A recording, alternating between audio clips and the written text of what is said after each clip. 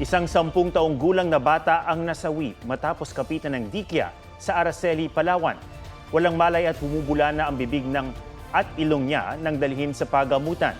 Ayon sa Rural Health Unit ng bayan, anaphylactic shock dahil sa severe allergic reaction ang ikinamatay ng bata.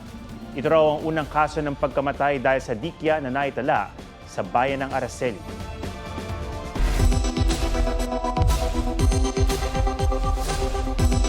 Kung sakaling makapitan ng nakalalasong dikya, narito ang ilang tip talk.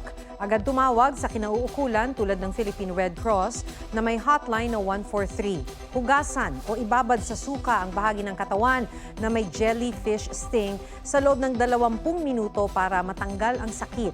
Alisin ang mga naiwang galamay ng jellyfish kung meron man. Kung walang mainit na tubig, mag-apply ng cold pack sa bahagi ng dinikitan.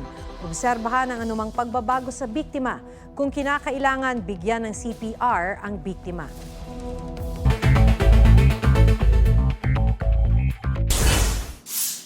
Pertussis o whooping cough outbreak idineklara na rin sa Iloilo City kasunod ng pagdami ng mga kaso nito sa lungsod. Dahil sa dumaraming kaso ng pertussis sa bansa, pagbabakuna sa mga sanggol, pinagding pa ng DOH. Sa Leganes, Iloilo naman, 8 ektaryang damuhan na sunog. Para maaga nang makabiyahe, mga empleyado ng gobyerno half-day lang ang trabaho sa Miyerkules Santo.